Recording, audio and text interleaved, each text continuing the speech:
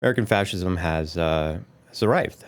I don't know how you feel about that. I mean, I don't know you, but I don't know how people feel about that. The only people that I know are people that, I guess I know in real life, and people that I see online based on whatever the algorithms decide to feed me. But we're in a really dangerous moment. I'm not really convinced that we're on the same page about that. I mean, I don't hear people talk about it openly.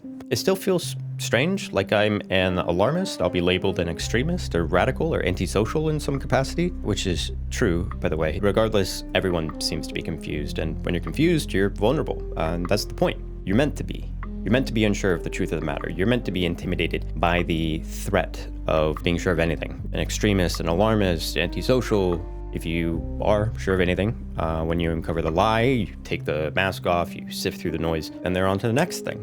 Trump says some new lie, signs a new executive order. The MAGA reactionaries take their marching orders, start spamming on Twitter, and it never mattered. Because the side who's the loudest are the ones that have control. But at least if you're one of them, you get to protect your confusion with the certainty of being part of a winning side. The noise, the narratives, the culture war, the online discourse, the back and forth, the Twitter arguments, the virtue signals, the algorithms. It ultimately doesn't matter which side you're on of the culture war if the only outcome simply gives movement from one discourse to the next. As Bannon put it, Trump's former chief strategist, flood the zone with constantly flooding news and social media with loud, persistent bullshit until the listener loses the ability to assess the truth of the matter, as was the case with the 2020 election fraud conspiracy, where Trump and his team filed 62 lawsuits to sow doubt and confusion in the election results in an attempt to overturn a federal election. And you can debate about it all you want. All 62 cases, have fun. But few people confidently say that all 62 cases were absolute bullshit. Though they were. That's the point. I'll go into further detail about this in a future video, but social media is a manufactured product. Whatever social media website that you're a consumer of, addicted to, those people are organized on your feed in such a way as to maximize profits through advertising and data collection, period. That's it. Advertising, data collection. When people say, oh, did you hear people are saying this? No, it's not. People are saying that to you, and those people are there for a reason. The people on your feed are not a genuine reflection of public sentiment. They're sentiments curated for you, the consumer. If culture war outrage bait increases engagement and user retention, you're going to be fed that content accordingly.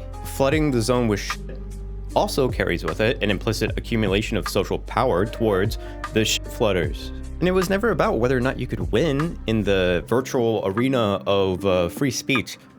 It's that you're a consumer, nevertheless. The point of the lie is not to make the lie itself a consideration. It's to make the context underneath the lie an implicit consideration. When the implicit consideration hangs in the air, it carries over to the next lie. Focus on the case of Kilmar Abrego Garcia here because of the prominence of the story, and everyone was talking about it. You probably know about it. Garcia was kidnapped and illegally deported to a US-funded concentration camp in El Salvador. That's what happened. For the Trump regime, there are many useful aspects of doing so. They could manufacture a scenario where Trump would publicly refuse to follow a court order, declaring the courts to serve an advisory role to the executive, which is a core element of the greater strategy, but also the lie that Garcia is a gang member. The moment that you engage with the debate of whether or not he is a gang member, the implicit consideration is about whether or not gang members should be sent to concentration camps. You can't send him to a concentration camp. He's not a gang member. Not about whether or not anyone can be sent to concentration camps, whether or not you can send gang members to concentrate. If he is a gang member, then sure. That's the implicit consideration that is part of the lie, but people were too busy talking about whether or not he's a gang member, whether or not he's a bad person. Garcia is a wife beater. Garcia is a human trafficker. Garcia is whatever the fuck. It doesn't matter. And does it matter if he's a wife beating gang member that was human trafficking? No. No, it doesn't. No, there shouldn't be any consideration of anyone except for Donald Trump going to CCOT. But instead of defining the moment for what it is, or what it means for the United States and the future of the United States, we argue about whether or not the person sent to the concentration camp is innocent or not.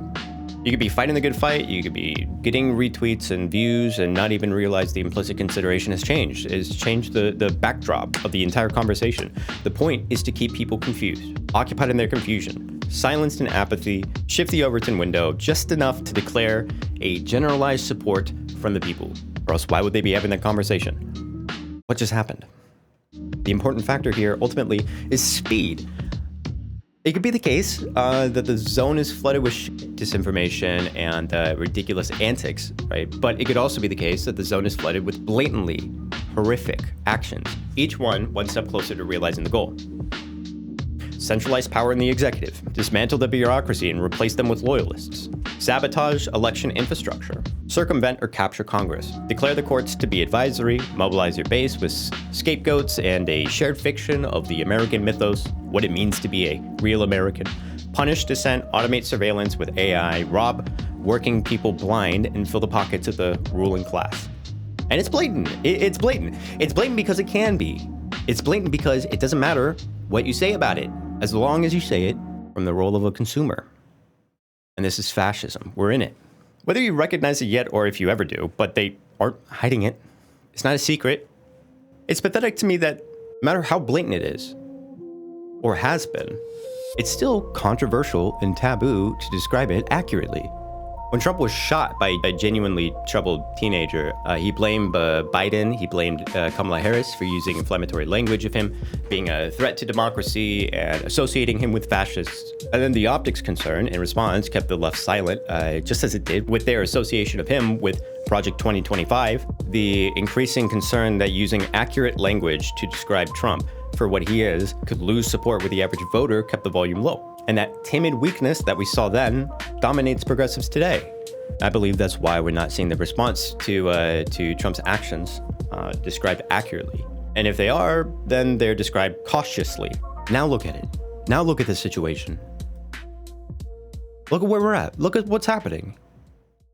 Stop being timid. Stop being nice. Stop playing fair. Stop being patient. Stop playing safe. Be angry. Be loud. Call it what it is. Understand the situation. Understand that the only way that you fill your plate is to take it. Trump and his loyalists understand that, well, you probably should too. Don't look at the stupid MAGA reactionary freaks as anything but useful idiots for child sex traffickers and Nazis. Be loud in real life, in person, with them, your family, your neighbors, your coworkers, ICE, the supporters, etc. Be loud, as in make them feel it. Talk with your neighbors, your family, your coworkers about what's happening. Shame anyone who tries to urge you to be weak and timid, who tell you to be cautious about inflammatory rhetoric that could alienate people or make people not want to listen to you. Make them listen. Shame is a powerful tool that we've always used to define the limits of what is socially acceptable in society, right? These people, they're too shameless. They speak as though they have the right, so don't give them that. Don't play their game. Don't joke with them. Don't play with them. Make them a taboo. It shouldn't be socially acceptable to so much as play devil's advocate for concentration camps. It shouldn't be socially acceptable to defend this regime at all. They're not the other side of the political aisle, and the fact that they've tricked people into treating them as such is what left the door open for this moment in the first place. But also, don't hide from it. Don't let them intimidate you. Don't let them cloud you in apathy. I understand that you're likely confused, apathetic. I get that. I understand it, okay? And I feel it. I know it's there. You should understand that they did that to you on purpose. They did that to you on purpose. That's the point. It has to be clear what it looks like when Trump declares to crack down on criminal gangs and to crack down on fraud. Immigrant families torn apart and dragged into vans by freak brown shirts and sent to concentration camps. The people losing their health care to robber barons. All of the suffering that's happening now and the suffering that's going to come. It could come for you.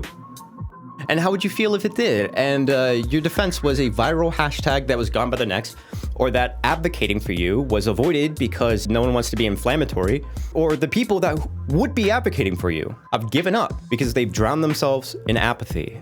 So don't look away. Don't let anyone else look away. Don't shut up. Don't show weakness. Don't give up at all. And to the final point, I'll leave you with this image, and I hope you haven't forgotten about it. And while I don't vouch for the organizers of the No Kings protest, one thing that's important to note was how effective it was at contrasting Trump's pathetic military parade. A small crowd, the bad audio, the absurd advertisement, the awkwardly squeaky tank. They all felt like a joke. It felt comedic next to the image of millions of people in every city across the United States, unifying enough to say, I prefer not to. And that was incredibly effective, you know? When you look at the huge crowd of people at the No Kings protests, when you look at that crowd in every single city, you can't deny how many people are on the same page of saying, fuck this regime. And the reason why I think it was effective is because it contrasted not just the shitty parade, but it contrasted the Trump administration's prop, the American people. Their American people was rendered a fiction, if just for a day. Don't let them turn reality into a fiction.